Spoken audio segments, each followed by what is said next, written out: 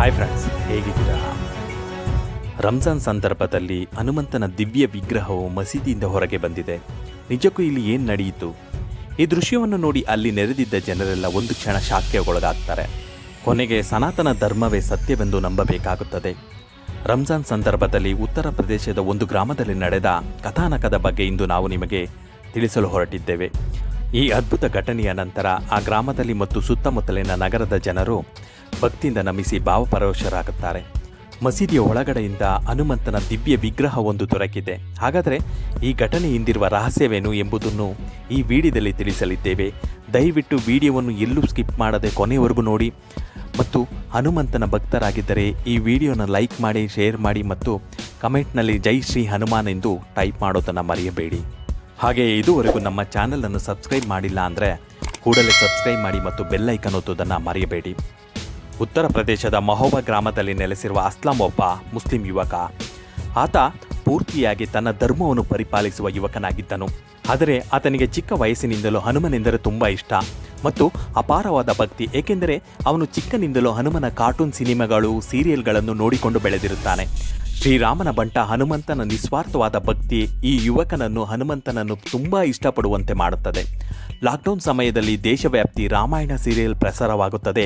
ಆ ಸಮಯದಲ್ಲಿ ಅಸ್ಲಾಂ ಕೂಡ ಈ ರಾಮಾಯಣ ಸೀರಿಯಲನ್ನು ನೋಡುತ್ತಿದ್ದನು. ಶ್ರೀರಾಮ ಮತ್ತು ಹನುಮಂತನ ಚಿತ್ರಗಳನ್ನು ಬಿಡಿಸುತ್ತಿದ್ದ. ಹನುಮಂತನ ಬಗ್ಗೆ ಕೆಲವು ವಿಷಯಗಳನ್ನು ತಿಳಿದುಕೊಂಡಿರುತ್ತಾನೆ ಮತ್ತು ಪ್ರತಿ ಮಂಗಳವಾರದಂದು ಹನುಮಂತನ ದೇವಾಲಯಕ್ಕೆ ತಪ್ಪದೆ ಹೋಗುತ್ತಿದ್ದ. ಸತತವಾಗಿ ಲಡ್ಡುಗಳನ್ನು ಸಮರ್ಪಿಸುತ್ತಿದ್ದ. ತನ್ನ ಪ್ರತಿ ಕಾರ್ಯದಲ್ಲೂ ಹನುಮಂತನು ನಮ್ಮನ್ನು ರಕ್ಷಿಸುತ್ತಾನೆ ಎಂಬುದು ಆತನ ನಂಬಿಕೆಯಾಗಿತ್ತು. ಆದರೆ ಆತ ಒಬ್ಬ ಪಕ್ಕಾ ಮುಸ್ಲಿಂ. ನಿಮಿಷಗಳು, ಸೆಕೆಂಡುಗಳನ್ನು ನೋಡಿಕೊಂಡು ಪ್ರತ್ಯೇಕವಾಗಿ ನಮಾಜನ್ನು ಮಾಡುತ್ತಿದ್ದ. ಸ್ವಲ್ಪ ದಿನಗಳ ನಂತರ ರಂಜಾನ್ ಪ್ರಾರಂಭವಾಗುತ್ತದೆ. ಪ್ರಪಂಚದಾದ್ಯಂತ ಮಿಲಿಯನ್ ಜನ ಮುಸ್ಲಿಂ ಬಾಂಧವರು ರಂಜಾನ್ ಎಂಬುದು ದೊಡ್ಡ ಹಬ್ಬವಾಗಿದೆ.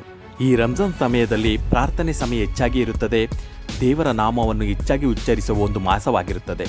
ಈ ತಿಂಗಳುಗಳಲ್ಲಿ ರಂಜಾನನ್ನು ಆಚರಿಸುವ ಮುಸ್ಲಿಂ ವ್ಯಕ್ತಿಗಳು ಬೆಳಗ್ಗೆಯಿಂದ ಸಂಜೆಯ ತನಕ ಏನನ್ನೂ ತಿನ್ನುವುದಿಲ್ಲ. ಅಸ್ಲಾಂ ಕೂಡ ರಂಜಾನ್ ಮಾಸವನ್ನು ತುಂಬ ಇಷ್ಟಪಡುತ್ತಾನೆ. ತುಂಬ ಶ್ರದ್ಧೆಯಿಂದ, ಭಕ್ತಿಯಿಂದ ದೇವರ ನೀತಿ ನಿಯಮಗಳನ್ನು ಪಾಲನೆ ಮಾಡುತ್ತಿದ್ದ ಮತ್ತು ಬೆಳಗ್ಗೆಯಿಂದ ಸಂಜೆಯವರೆಗೂ ಉಪವಾಸವಿರುತ್ತಿದ್ದ. ರಂಜಾನ್ ಮಾಸದ ಮೊದಲನೇ ಮಂಗಳವಾರದಂದು ಅಸ್ಲಾಂಗೆ ಒಂದು ಧರ್ಮ ಸಂಕಟ ಎದುರಾಗುತ್ತದೆ. ಏಕೆಂದರೆ ಪ್ರತಿ ಮಂಗಳವಾರದಂದು ಹನುಮಂತನ ಗುಡಿಗೆ ಹೋಗಿ ಪೂಜಿಸಿ ಲಡ್ಡು ಪ್ರಸಾದವನ್ನು ವಿನಿಯೋಗ ಮಾಡುವುದು ಅವನ ವಾಡಿಕೆಯಾಗಿರುತ್ತದೆ. ಅಂತೆಯೇ ಈ ರಂಜಾನ್ ಸಮಯದಲ್ಲೂ ಸಹ ಈ ನಿಯಮವನ್ನು ತಪ್ಪದೆ ಪಾಲಿಸುತ್ತಾನೆ. ನಂತರ ಮಸೀದಿಗೆ ಬಂದು ನಮಾಜನ್ನು ಮಾಡುತ್ತಿದ್ದ. ಈ ಧರ್ಮ ಕಾರ್ಯದಲ್ಲಿ ಯಾವುದೇ ವ್ಯತ್ಯಾಸವಾಗದಂತೆ ಭಕ್ತಿಯಿಂದ ಎಲ್ಲವನ್ನು ನೆರವೇರಿಸುತ್ತಿದ್ದ. ಆದರೆ ಕಾಲಕ್ರಮೇಣ ಆತ ಹನುಮಂತನ ಗುಡಿಗೆ ಹೋಗುವುದು, ಅಲ್ಲಿ ಪ್ರಸಾದವನ್ನು ಹಂಚುವುದು ಕೆಲ ಮುಸ್ಲಿಂ ವ್ಯಕ್ತಿಗಳಿಗೆ ಸ್ವಲ್ಪ ಕೂಡ ಇಷ್ಟವಾಗುತ್ತಿರಲಿಲ್ಲ. ರಂಜಾನ್ ಮಾಸ ಒಂದು ವಾರ ಕಳೆಯುವುದರೊಳಗಾಗಿ ಯಾರು ಊಹಿಸದ ಘಟನೆಯೊಂದು ನಡೆಯಿತು.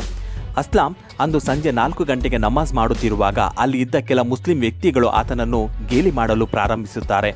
ಅಸ್ಲಾಂ ಒಬ್ಬ ನಕಲಿ ಮುಸ್ಲಿಂ ಎಂದು ಹೇಳುತ್ತಾರೆ. ಅವನು ಒಮ್ಮೆ ಗುಡಿಗೆ ಮತ್ತು ಒಮ್ಮೆ ಮಸೀದಿಗೆ ಹೋಗುತ್ತಾನೆ. ಅವನಿಗೆ ಯಾವುದೇ ಒಂದು ನೀತಿ ನಿಯಮವಿಲ್ಲ, ಅದಕ್ಕಾಗಿ ಒಂದು ಗೌಮ್ಯತೆಯೂ ಇಲ್ಲ. ಇವನ ವಿರುದ್ಧ ಒಂದು ತತ್ವವನ್ನು ಜಾರಿ ಮಾಡಬೇಕು ಎಂದು ಆಗ್ರಹಿಸುತ್ತಾರೆ.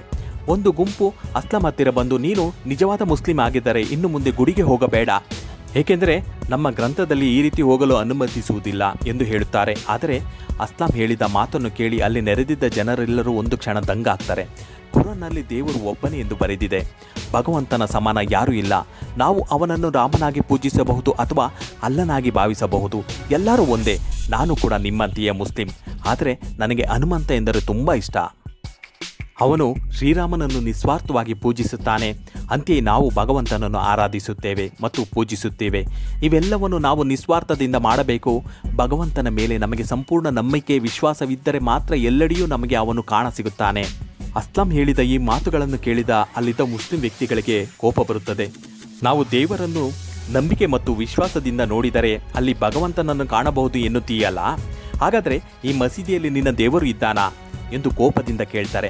ಅದಕ್ಕೆ ಅಸ್ಲಾಂ ನಗುತ್ತಾ, ನೀವು ಯಾವುದೇ ಪ್ರದೇಶದಲ್ಲಿ ಹುಡುಕಿದರೂ ಖಂಡಿತ ಹನುಮಂತ ಕಾಣಿಸುತ್ತಾನೆ ಎಂದು ಹೇಳುತ್ತಾನೆ. ಅನಂತರ ಎಲ್ಲರೂ ಸೇರಿ ಮಾತುಕತೆ ನಡೆಸುತ್ತಾರೆ. ಅಸ್ಲಾಂನಲ್ಲಿರುವ ಈ ಅಜ್ಞಾನವನ್ನು ನಾವು ತೊಲಗಿಸಲಿಲ್ಲವಾದರೆ ಆತ ಸನಾತನ ಧರ್ಮದ ಅನುಯಾಯಿ ಆಗುತ್ತಾನೆ ಮತ್ತು ನಮ್ಮ ಮಕ್ಕಳು ಸಹ ಈತನನ್ನು ಹಿಂಬಾಲಿಸಬಹುದು ಮತ್ತು ನಮ್ಮ ಮುಸ್ಲಿಂ ಧರ್ಮವನ್ನು ತೊರೆಯಬಹುದು ಎಂದು ಭಯಪಡುತ್ತಾರೆ. ಅದಕ್ಕಾಗಿ ಇದು ಸರಿಯಾದ ಸಮಯವೆಂದು ಯೋಚಿಸುತ್ತಾ, ಸರಿ, ಯಾವ ಜಾಗದಲ್ಲಿ ಹನುಮ ಇದ್ದಾನೆ ಹೇಳು, ಅಲ್ಲಿ ನಾವು ಅಗೆಯುತ್ತೇವೆ. ಅಲ್ಲಿ ಹನುಮನ ಕುರುಹುಗಳು ಇಲ್ಲವಾದರೆ ಅಥವಾ ಆತನಿಗೆ ಸಂಬಂಧಪಟ್ಟ ಆಧಾರಗಳು ಯಾವುದೇ ಸಿಗಲಿಲ್ಲವಾದರೆ ನೀನು ಗುಡಿಗೆ ಹೋಗುವುದನ್ನು ನಿಲ್ಲಿಸಬೇಕು ಮತ್ತು ನಿಮ್ಮ ಹನುಮನನ್ನು ಪ್ರಾರ್ಥಿಸುವುದನ್ನು ನಿಲ್ಲಿಸಬೇಕು ಎಂಬುದಾಗಿ ಷರತ್ತನ್ನು ಹಾಕುತ್ತಾರೆ. ಅದಕ್ಕೆ ಅಸ್ಲಂ ಒಪ್ಪಿಕೊಳ್ಳುತ್ತಾನೆ. ಮರುದಿನ ಬೆಳಗ್ಗೆ ಎಲ್ಲರೂ ಸೇರಿ ಒಂದು ಮಸೀದಿಯ ಸ್ಥಳವನ್ನು ನಿಗದಿಪಡಿಸಿಕೊಂಡು ಅಗೆಯಲು ಶುರು ಮಾಡುತ್ತಾರೆ. ಸುಮಾರು 5 ರಿಂದ 6 ಅಡಿಗಳವರೆಗೂ ಅಗೆಯುತ್ತಾರೆ. ಆದರೆ ಅಲ್ಲಿ ಯಾವುದೇ ಆಧಾರಗಳು ದೊರೆಯಲಿಲ್ಲ. ಇದರಿಂದ ಎಲ್ಲರೂ ಅಸ್ಲಾಮನ್ನು ನೋಡಿ ನಗಲು ಶುರು ಮಾಡುತ್ತಾರೆ. ಆದರೆ ಭಕ್ತನಿಗೆ ಭಗವಂತನ ಮೇಲೆ ನಿಜವಾದ ವಿಶ್ವಾಸವಿದ್ದರೆ ಆಗ ಯಾವುದೇ ಸ್ಥಳದಿಂದ ಆದರೂ ದೇವರು ಪ್ರತ್ಯಕ್ಷನಾಗುತ್ತಾನೆ. ಅದೇ ರೀತಿಯಲ್ಲಿ ಇನ್ನು ಸ್ವಲ್ಪ ಅಗೆಯುತ್ತಿರುವಾಗಲೇ ಒಂದು ಕಿರೀಟ ಆಕಾರ ಕಾಣಿಸುತ್ತದೆ. ಆಗ ಅಲ್ಲಿ ನೆರೆದಿದ್ದ ಜನಗಳಿಗೆಲ್ಲ ಕುತೂಹಲ ಹೆಚ್ಚಾಗುತ್ತದೆ.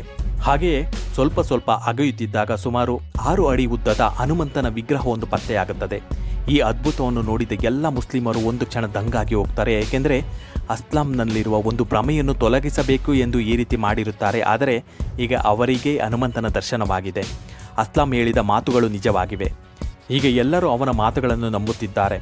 ಆಗ ಇಂದು ಅಧಿಕಾರಿಗಳಿಗೆ ಈ ವಿಷಯ ಮುಟ್ಟುತ್ತದೆ. ಕೂಡಲೇ ಅವರು ಬಂದು ಅಲ್ಲಿದ್ದ ಹನುಮಂತನ ವಿಗ್ರಹವನ್ನು ಬೇರೆಡೆಗೆ ಸಾಗಿಸುತ್ತಾರೆ. ತನ್ನನ್ನು ನಂಬಿದ ಭಕ್ತರಿಗೆ ಹನುಮ ನಿಜಕ್ಕೂ ದರ್ಶನ ನೀಡುತ್ತಾನೆ ಎಂಬುದು ಸಾಬೀತಾಯಿತು. ನಿಜ ಸ್ನೇಹಿತರೆ, ಸನಾತನ ಧರ್ಮ ಎಂಬುದು ಭಾರತ ದೇಶದಲ್ಲೇ ಅಲ್ಲ, ಪ್ರಪಂಚದ ಮೂಲೆ ಮೂಲೆಯಲ್ಲಿಯೂ ಇದೆ. ಹಿಂದೂ ಧರ್ಮಕ್ಕೆ ಸಂಬಂಧಿಸಿದ ಆಧಾರಗಳು ನಿಜಕ್ಕೂ ಅಲ್ಲಲ್ಲಿ ಕಂಡುಬರುತ್ತದೆ. ಸನಾತನ ಧರ್ಮ ಅಜರಾಮರ. ಅದು ಯಾವಾಗ ಪ್ರಾರಂಭವಾಯಿತು ಈಗಲೂ ಯಾರಿಗೂ ತಿಳಿದಿಲ್ಲ. ಅಂದರೆ ಇದು ಶಾಶ್ವತವಾದದ್ದು, ಇದಕ್ಕೆ ಅಂತ್ಯ ಎಂಬುದಿಲ್ಲ. ಆಗ ಅಲ್ಲೇ ಇದ್ದ ಕೆಲವರು ದೊಡ್ಡವರು ಹೇಳುವುದೇನೆಂದರೆ, ನಮ್ಮ ಪೂರ್ವಜರ ಕಾಲದಲ್ಲಿ ಈಗ ಈ ಮಸೀದಿಯ ಜಾಗದಲ್ಲಿ ಹನುಮಂತನ ದೇವಾಲಯವಿತ್ತು. ಆಗಿನಿಂದಲೂ ಇದು ಪ್ರಸಿದ್ಧಿಯನ್ನು ಪಡೆದಿತ್ತು. ಬೇರೆ ಬೇರೆ ರಾಜ್ಯಗಳಿಂದ ಹನುಮನ ದರ್ಶನಕ್ಕೆ ಜನಗಳು ಬರುತ್ತಿದ್ದರು. ಆದರೆ ಮೊಘಲ್ ರಾಜರು ಭಾರತದ ದೇಶದ ಮೇಲೆ ದಂಡೆತ್ತಿ ಬಂದಾಗ ಭಾರತ ದೇಶದಲ್ಲಿನ ಹಿಂದೂ ದೇವಾಲಯಗಳನ್ನು ಧ್ವಂಸ ಮಾಡಿದ್ದಾರೆ. ಅದೇ ರೀತಿಯಲ್ಲಿ ಈ ದೇವಾಲಯವನ್ನು ಒಡೆದು ಹಾಕಿದ್ದರು. ಅದರ ಮೇಲೆಯೇ ಮಸೀದಿಯನ್ನು ನಿರ್ಮಿಸಿದ್ದಾರೆ. ಇದು ಹಿಂದೂ ದೇವಾಲಯ ಎಂಬುದಕ್ಕೆ ಸಾಕ್ಷಿಯಾಗಿ ಹನುಮಂತನ ವಿಗ್ರಹ ದೊರೆತಿರುವುದು. ಈ ಪ್ರದೇಶವೆಲ್ಲ ಹನುಮಂತನಿದ್ದ ದೇವಾಲಯವಿದ್ದ ಪ್ರದೇಶವಾಗಿದೆ. ಈ ಜಾಗದ ಬಗ್ಗೆ ಇನ್ನೂ ಹೆಚ್ಚಿನ ಮಾಹಿತಿಯನ್ನು ತಿಳಿದುಕೊಳ್ಳಲು ಇಂದು ಅಧಿಕಾರಿಗಳು ನಂತರ ಈ ಜಾಗದಲ್ಲಿಯೇ ಅಗೆಯಲು ಪರ್ಮಿಷನ್ ಅನ್ನು ತೆಗೆದುಕೊಂಡು ಅಗೆಯಲು ಪ್ರಾರಂಭಿಸುತ್ತಾರೆ. ಆಗ ಮತ್ತೆ 2 ಶಂಖ ಮತ್ತು ಒಂದು ದೊಡ್ಡ ಗದೆ ದೊರೆಯುತ್ತದೆ. ಅಸ್ಲಾಂಗೆ ಸರಿಯಾಗಿ ಬುದ್ಧಿ ಕಲಿಸಬೇಕು ಅಂದುಕೊಂಡ ಮುಸ್ಲಿಂ ವ್ಯಕ್ತಿಗಳು ಈಗ ತಾವೇ ಗೊಂದಲಕ್ಕೆ ಒಳಗಾಗುತ್ತಾರೆ. ಆದರೆ ಈಗ ಈ ಸ್ಥಳದಲ್ಲಿ ನಮಾಜ್ ಮಾಡಬಾರದು ಎಂದು ಮತ್ತು ಯಾವುದೇ ತರಹದ ಪೂಜೆಗಳನ್ನು ಮಾಡಬಾರದು ಎಂದು ಆದೇಶಿಸಲಾಗುತ್ತದೆ. ಏಕೆಂದರೆ ಇದು ಹಿಂದೂಗಳಿಗೆ ಸೇರಿದ ಜಾಗವೆಂದು ಮಸೀದಿಗೆ ಸೀಲನ್ನು ಹಾಕುತ್ತಾರೆ. ನಿಜ ಸ್ನೇಹಿತರೆ, ದೊರೆತಿರುವ ಸಾಕ್ಷ್ಯ ಆಧಾರಗಳ ಪ್ರಕಾರ ಇದು ಹನುಮಂತನ ಗುಡಿ ಎಂದು ತಿಳಿಯುತ್ತದೆ. ಆದರೆ ಅಸ್ಲಾಂ ಮುಸ್ಲಿಂ ಆಗಿದ್ದರೂ ಸನಾತನ ಧರ್ಮವನ್ನು ಗೌರವಿಸಿದ್ದಕ್ಕಾಗಿ ಆತನಿಗೆ ಧನ್ಯವಾದಗಳನ್ನು ತಿಳಿಸಲೇಬೇಕು. ಅಂತೆಯೇ ಸನಾತನ ಧರ್ಮದಲ್ಲಿ ಹೇಳಿರುವ ವಿಷಯವೇನೆಂದರೆ, ಮನುಷ್ಯತ್ವವೇ ಮಾನವನ ಮೊದಲ ಮತ ಮತ್ತು ಪಂಥಗಳು. ಮೊದಲು ಅದನ್ನು ಅನುಸರಿಸಿ ಜೀವನ ನಡೆಸಬೇಕೆಂದು ಭಗವದ್ಗೀತೆಯಲ್ಲಿ ಮತ್ತು ಕುರಾನ್ನಲ್ಲಿ ಉಲ್ಲೇಖವಾಗಿದೆ. ಮನುಷ್ಯನ ಮನುಷ್ಯತ್ವದ ಮತ ಇತರ ಮತಕ್ಕಿಂತಲೂ ಮಿಗಿಲಾದದ್ದು ಎಂದು ಬರೆಯಲಾಗಿದೆ. ನೀವು ಮಾನವ ಧರ್ಮವನ್ನು ಸರಿಯಾಗಿ ಅನುಸರಿಸಿದರೆ ನಿಮಗೆ ದೈವವು ಸಾಕ್ಷಾತ್ಕಾರವಾಗುತ್ತದೆ ಎಂದು ನಮ್ಮ ಹಿರಿಯರು ಕೂಡ ತಿಳಿಸಿದ್ದಾರೆ. ಈ ವಿಡಿಯೋ ನಿಮಗೆ ಇಷ್ಟವಾಗಿದ್ದರೆ ದಯವಿಟ್ಟು ಕಮೆಂಟ್ನಲ್ಲಿ ತಿಳಿಸಿ. ಧನ್ಯವಾದಗಳು ಸ್ನೇಹಿತರೆ.